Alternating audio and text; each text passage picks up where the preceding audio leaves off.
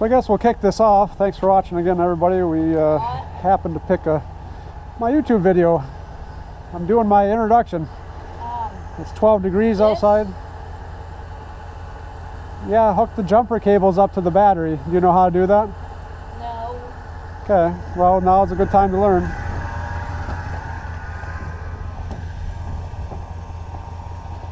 Positive goes to positive, red positive, hook that to the positive of the battery, and black to the ground.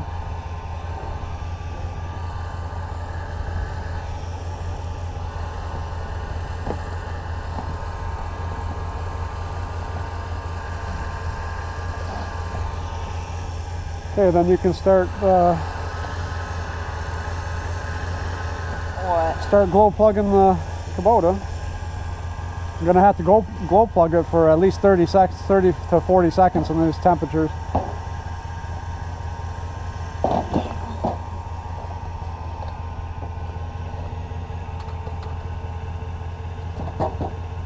No, you don't have to do anything with that, Simon.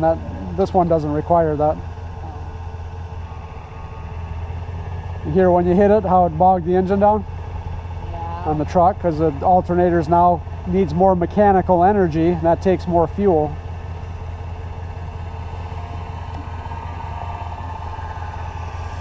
And we'll give it a little more fuel here, speaking of fuel, so to give us the most chances possible to start.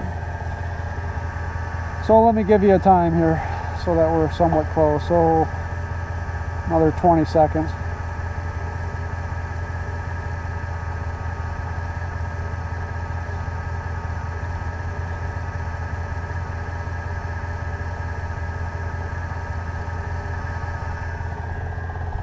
Is it red?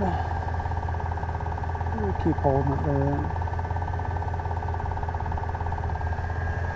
Okay, give that a try.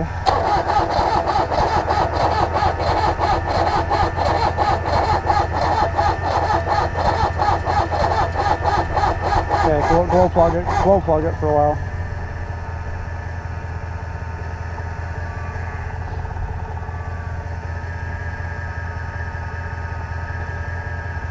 We'll get it, but this might take longer than we'd like, which is almost always the case, right? Even with cars and trucks that can start quickly.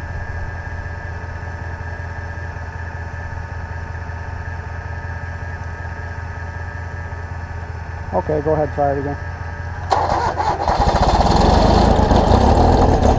Okay, try it again. No, you don't have to glow plug it. You can. Okay, so here's a little trick. When it goes ahead and starts like that, the glow plugs and everything were hot, but as soon as you start putting all that cold fuel and air in there, it starts cooling it down. So when this thing starts up, you want to turn the key back to glow plug, and that keeps the glow plugs working while the engine's starting to warm up. Does that make sense? Yeah. Because as soon as you start it and you turn off the key, the glow plugs shut off, and then you're relying only on the heat of compression. You got cold fuel and cold air going in there, just robbing your heat away. So go ahead and start it. As soon as it starts, turn the key back to glow plug. The other thing that does is it shuts off the alternator, which is trying to put more power in the system. So you got all these things that are trying to bring you down and stall the engine, so that those are all working against you. And when you turn the key back to glow plug, it helps the engine keep on running for those two reasons, alternator and glow plug. So go ahead and hit it again. Okay, this doesn't catch the whole time.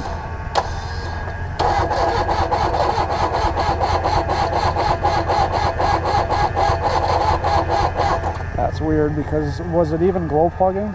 Was that getting hot? Because that should have, given the fact that I was already running, it should have definitely started that time, and I don't know why it didn't. Like, why is that dark looking? I was glow plugging it.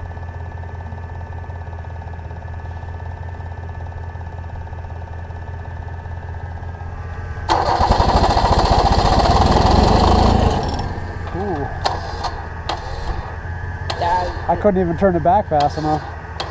Come on.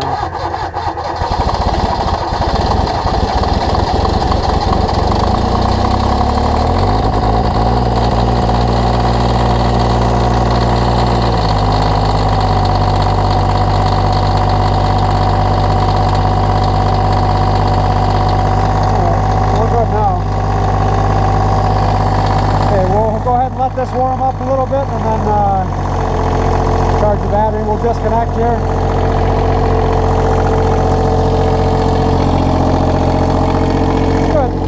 Good for a 10-degree start. Considering this thing barely wants to start at 30, but it'll never do it on without a jump start.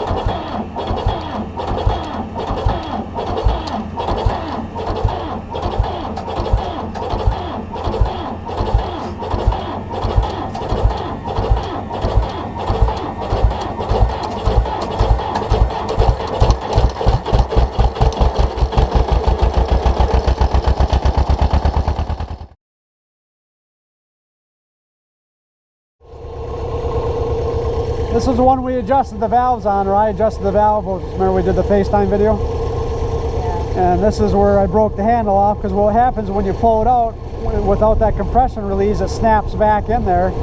And it snapped out of my hand, came here and busted off. Now that's all I got left. The good news with this is that if it snaps back, it pulls right out of your hand instead of jerking your hand, because there's people that claim they broke their arm with this thing because it kicks back. And that's because of I think because of the compression release. I think we got that fixed, so it's okay now, so it should start, and we'll see what happens. And I know one of the keys too is you actually don't want to, I don't think you actually want to pull it really super fast, because I think then possibly the decompression won't work as well than if you just pull it rather just kind of consistently slow. So we'll see if we can get it to go.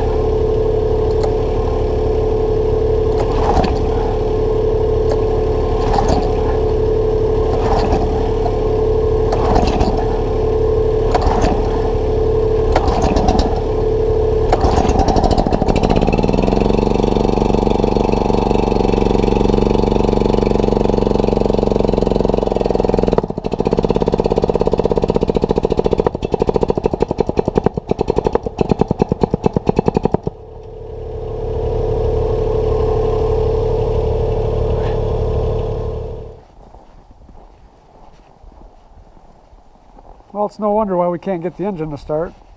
I was adjusting the valves to try and reduce some of the kickback that this thing has when you pull the pull cord, and started with the exhaust. I thought it was on the exhaust side, and it's actually on the intake side. And I thought no, it's 4-stroke gas. I thought I tightened up the rocker retainer on both of them when I was done, but when I took this apart, this retainer, I'm going to call it a retainer, I don't even know if that's the correct name for this. I don't know if you can see that or not, but essentially it just split in half and broke off, and I attempted a weld, which isn't pretty, but I'm going to try it anyway because I have nothing to lose and I don't have another one of these handy. So we'll give it a shot and see if it works. I don't know if I had too much or not enough clearance, but that shouldn't have mattered. That just would have ended up having the exhaust valve stay open. So I don't think that was the problem. I don't know if it was just a flaw in this or what, but it had a very fine-grained split across it, almost like a sintered metal piece. So I'm surprised I was even able to weld it and have it stick at all. So whether it's capable of holding or not is going to be yet to be seen. But we'll give it a shot and see what happens. Maybe we'll be lucky enough to get it to run again. If not, I'll have to go on our favorite marketplace and find a spare one, as I don't have one of those. So what I need you to do is go ahead and pull the cord real slow as this goes around so that we can try and get this at either top dead center, or, where it's off the cam for the exhaust valve. Okay, stop. Okay, that should be good. So we want about 6 thousandths of clearance. Can I let it back? Yep, you can let go. And I think, let's see, we want to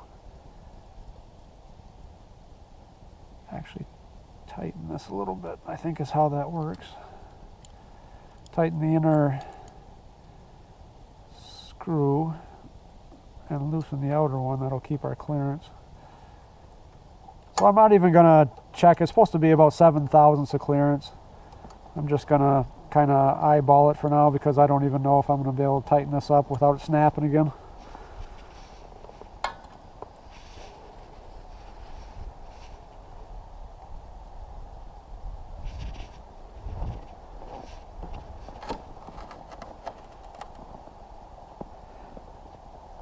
And I think it's 11 millimeter last I was in there.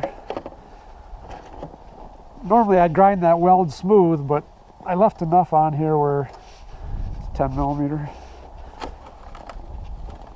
I think I can get the end of a wrench on there just to snug it up. When you're welding things like that, it's nice to, when you're done, to clean it all up, but what you end up doing is removing some of the weld material.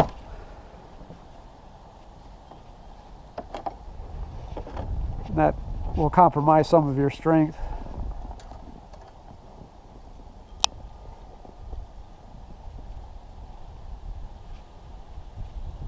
And I don't want to overdo it because it might snap again. But at the same time, I don't know if it came loose because I didn't tighten it enough or what. So we'll give that a shot.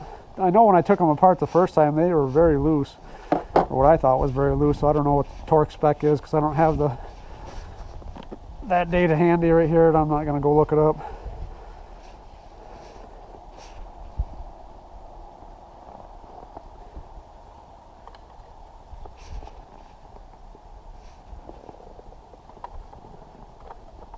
We'll put it back together and give it a try, and if we're lucky, it might run a little bit. And it might stay running, which would be a little bit of a victory for today, but we're running out of time. So we won't be able to do anything anyway. But maybe I'll be able to use it until I get a new one. I don't know if I should, well, I'll put the valve cover on because it's going to be leaking oil out of it if I don't.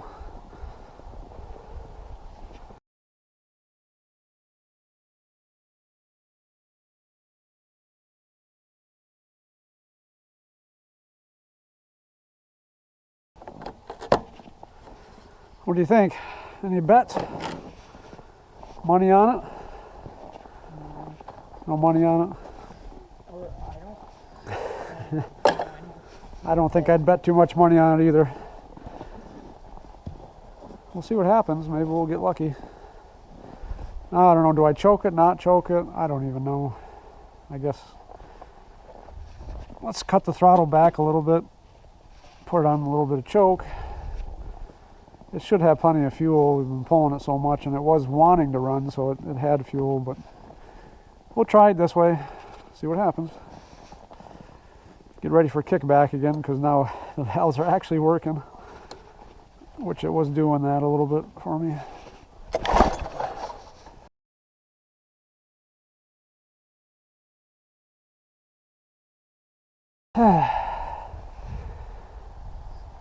Choke it again. I guess I should pull the cover off, see if it broke off again. Otherwise we're going to be pulling here all day and not gaining anything. I don't know why the thing would be breaking. If it broke that easy already, then we were probably got something more sinister going on. Are you sure it's not something to do with the key? Well, I'm not sure, but I wouldn't think it would be. No, it's still together yet. So that's to adjust your rocker arm or something? Yeah, so you got to have it's called valve lash or valve clearance.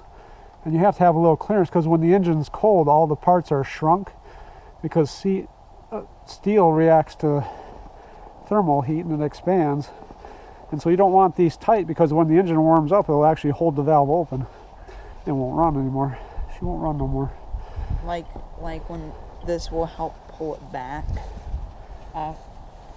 Like, you know what I'm saying? So the rocker arm, you know, just is your pivot point to open the valve when the cam comes up. But you have to have a little clearance in that whole system, a little bit of clearance, because if you don't have any clearance, once the engine warms up, it would actually hold the valve open and it won't run anymore, because then the valve's got to close, right? So they put a little bit of clearance in to account for the thermal expansion of the engine when it heats up, because when it heats up, the push rod heats up, the rocker, I don't know if it really changes at the rocker but itself, but the valve stem heats up and those things grow a little bit because they heat up. It's only a couple thousandths of an inch, but when you heat steel, it expands. Well, when you heat most things, it expands. I still don't understand what's that doing. What part don't you understand? Nothing. I don't understand like what it does. What's its job? What part? The thing where we were just talking about. That little nut. You can adjust that to put clearance in between the rod. What's Between clearance is space, like slop or slack. Space. Okay, what were you saying? And you have to have that little bit of space because when the engine warms up and heats up, everything expands in it and expands your push rods and expands the valve stem. You know, the valve's like that long, right? So when you heat it, it actually gets longer. It's almost immeasurable, but all that stuff expanding starts to cause the system linkage to expand, and there's no clearance, so it ends up pushing the valve open. And if the valve is just open even a tenth of a ten-thousandth of an inch, it won't seal. So you have to have a little bit of clearance in there, so when the engine's cold, you'll have that clearance, so when it heats up, then it won't hold your valves open. So that's where it's taken up, is in the adjust. It's called the valve. Valves open. That's the job of it, right? The clearance, putting the clearance in there, the little space allows the engine to heat up without keeping the valves held open. Yeah. We can talk about it some more later. Let's see if I can get it to run.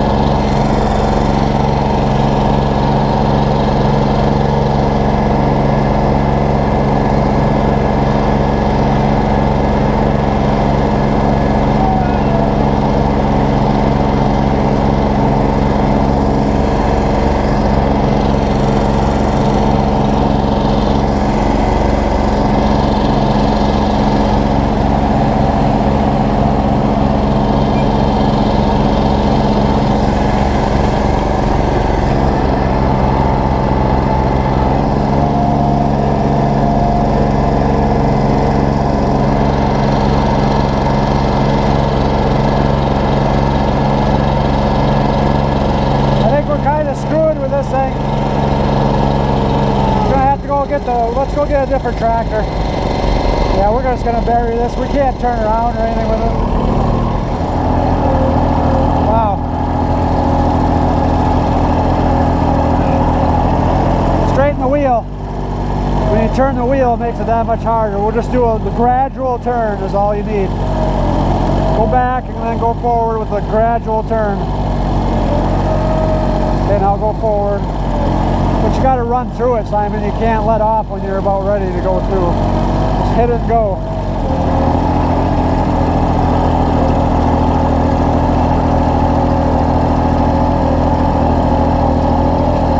Turning too sharp. It's got to be gradual.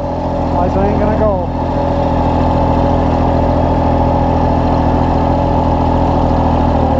Just keep going. It'll dig down and get traction.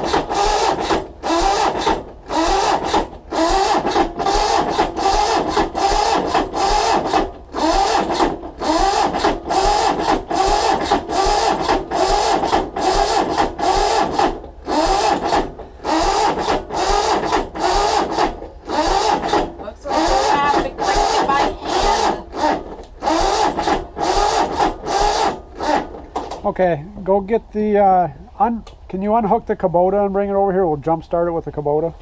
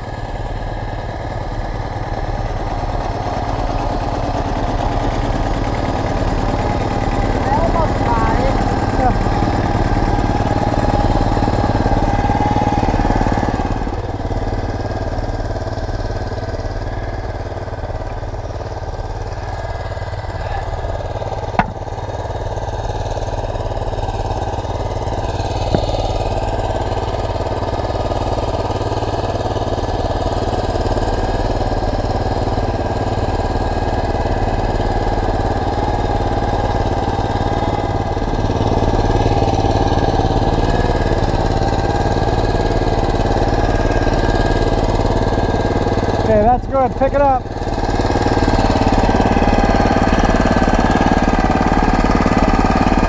Pick up the tree point.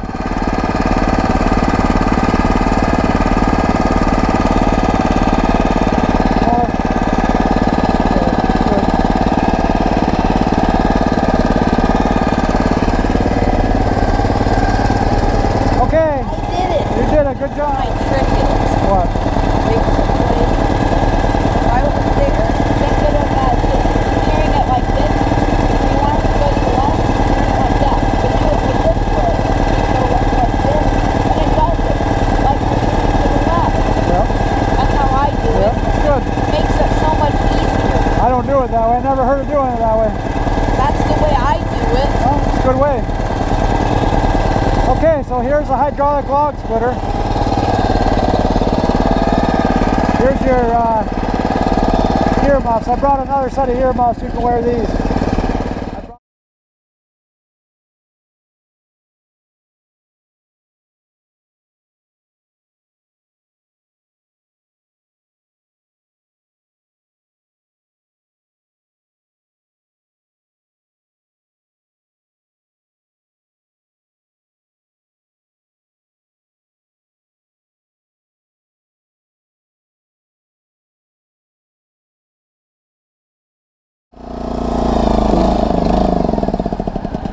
Out of gas. How much time we got left?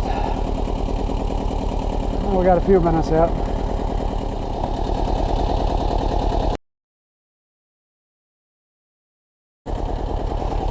Well, hopefully it'll start. Oh. Right.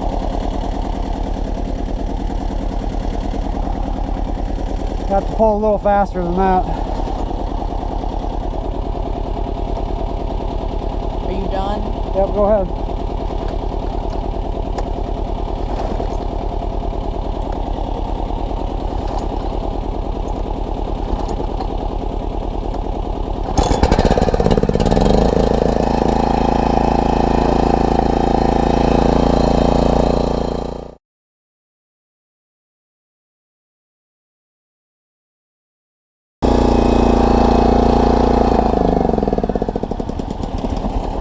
That's it. We're out of gas. I mean, we're done. We gotta get heading back. I'm gonna leave the log splitter here. Always run the gas out of it so that you don't, if we leave it sit for 6 months or a year, it won't gum up the carburetor. So we'll just You run the gas out of it? yeah, you shut the fuel off.